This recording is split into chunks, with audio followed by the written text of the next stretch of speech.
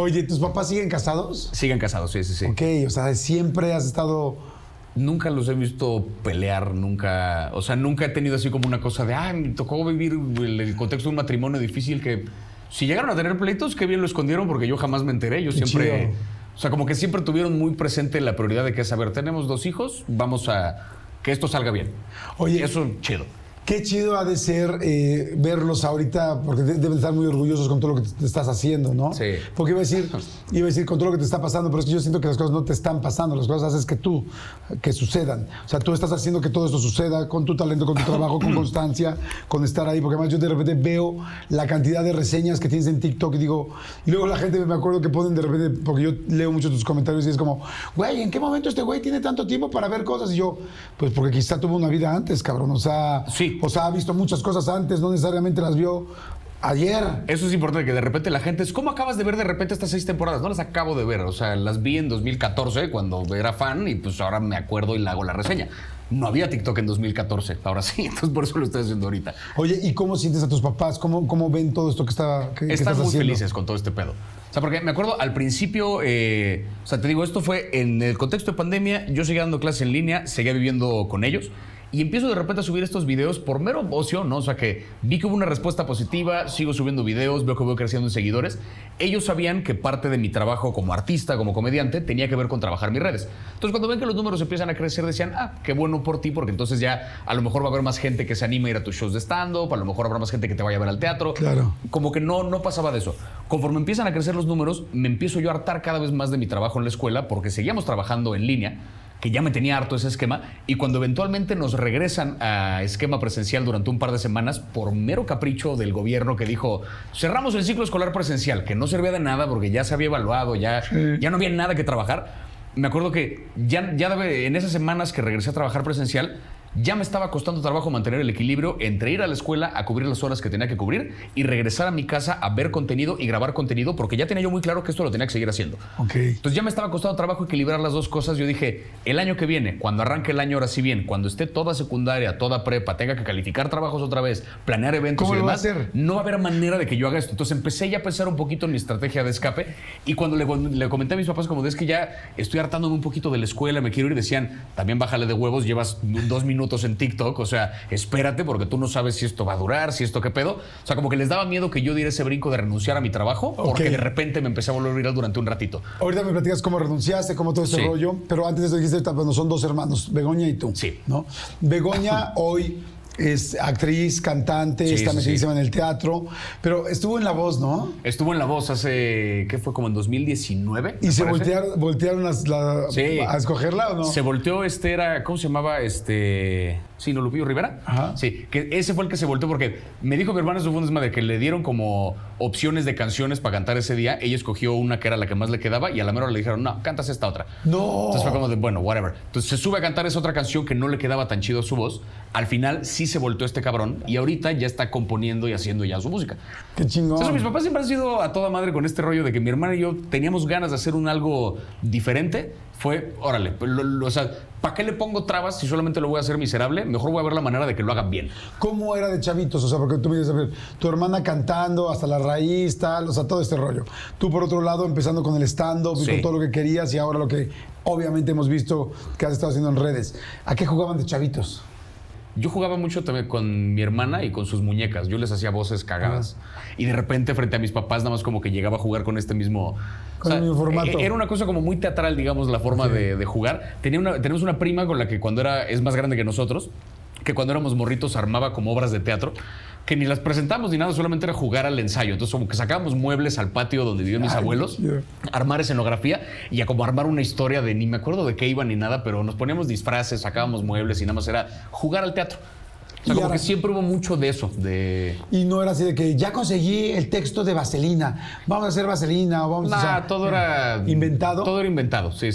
Okay. Por aparte, cuando yo... Y después eso tuvo sentido eso porque cuando en la escuela yo empiezo a hacer teatro, hice sobre todo teatro en un taller donde se presentaban un par de obras en el año que eran de creación colectiva. O sea, como que entre el grupo nos ponemos de acuerdo a ver de qué queremos que sea la obra y definíamos un contexto, pues algo de la selva, órale, ¿qué coño hay en la selva? Pues animales y un explorador perdido y un no sé qué. Y diseñábamos una obra a partir de eso, cada quien sus personajes, la escribíamos entre todos y luego la dirigía nuestro maestro de teatro en ese momento, y presentábamos esta obra que era un texto de nosotros. Entonces no eran las obras así, o sea, no era Shakespeare lo que estábamos haciendo, pero era muy buen entretenimiento también para la banda de la escuela, porque pues les queríamos nosotros la obra. Oye, ¿y veías muchas películas de chavito o no? Sí.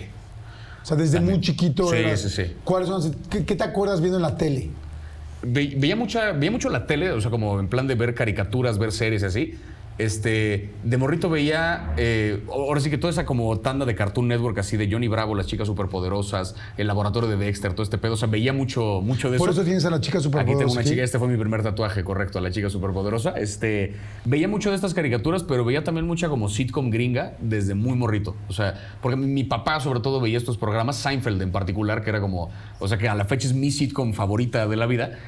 Él la veía cuando yo era muy chiquito, yo no le entendía, ni siquiera alcanzaba yo a leer los subtítulos porque estaba muy morrito todavía, pero nomás por convivir me quedaba viendo y me parecía muy simpático lo que sea que estuviera ocurriendo ahí en pantalla. Entonces, desde que tengo como, o sea, desde los 8 años, más o menos 10 años, ya soy verdaderamente fan de Seinfeld, de que a esa edad ya veía la serie, ya me sabía diálogos de la serie, entonces crecí mucho viendo como ese tipo de series desde muy morrito. ¿Tenían cable o era videocasetera? En cable.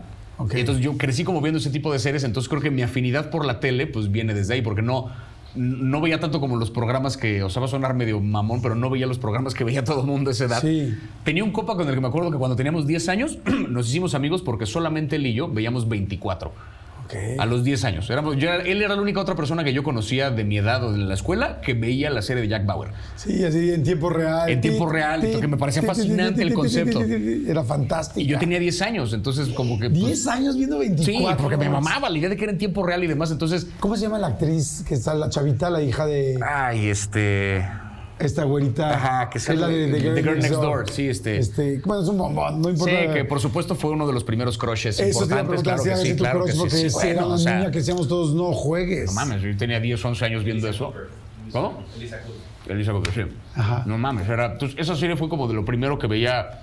Yo digo, me acostumbré como a ver otro tipo de series desde más morrito, entonces como que siempre fui muy afín a ese contenido. Entonces, para cuando empiezo a hacer videos, llevo ya 20 años viendo televisión. Claro. Televisión. Oye, ¿y cómo era, por ejemplo, ir al videocentro o ir a escoger una película? Porque yo me acuerdo, yo pasé por Videovisa, Videocentro y luego Blockbuster. Ajá. Tú ya eres de Blockbuster para acá.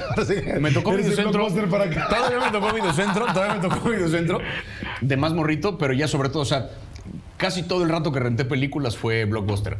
Y me acuerdo que cuando vivíamos en antes de donde viven ahorita mis papás, que fue donde viví con ellos la última vez que estuve ahí, antes de eso vivíamos en un departamento que estaba por el Parque del Reloj, el Parque de Polanco. El Parque del Lincoln. El Parque Lincoln, ajá. Estaba muy cerquita y hay en Emilio Castelar y no me acuerdo qué otra calle, ahorita hay una tienda de otra cosa, pero antes era un 7-Eleven y antes de eso era una madre que se llamaba Videomatic, que era como un sistema donde era una especie de cajero automático. Tú tenías una tarjeta con saldo, metías la tarjeta y rentabas una película muy barata, la rentabas como por 10 varos y te la daban por 10 horas, algo así. Okay. Entonces tenías la película 10 horas para que te fueras a tu casa, la vieras y cada hora que te pasabas de eso te cobraban $1. Entonces salía muy barato rentar películas acá. La idea era que la rentabas muy barata y vivíamos a una cuadra, entonces yo iba al Videomatic, rentaba una película, la veía, regresaba, la devolvía, rentaba otra.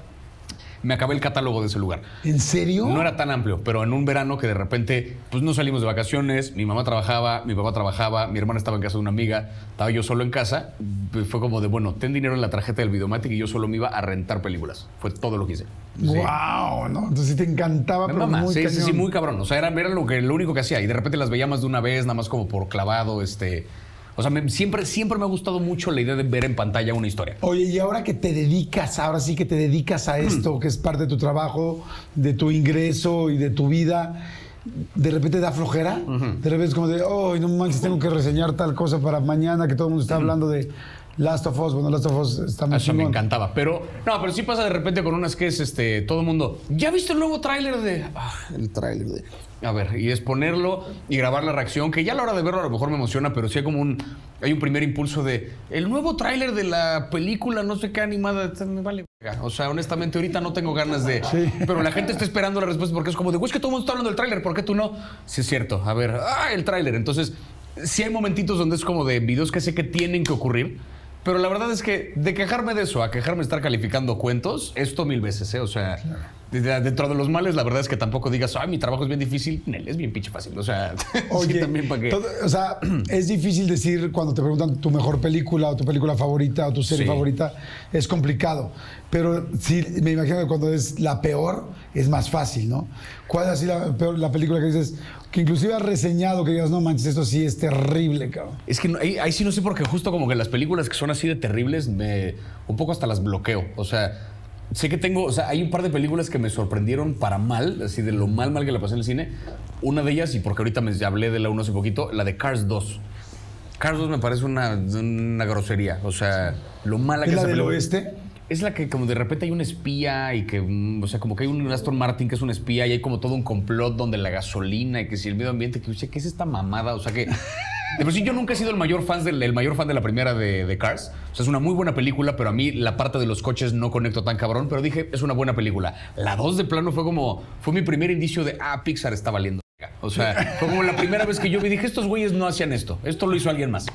Entonces como que de repente películas como esa, pero estoy seguro que he visto películas mucho peores que Cars 2, solo que no me vienen a la mente tan Oye, ahorita rápido. que estamos hablando de animación,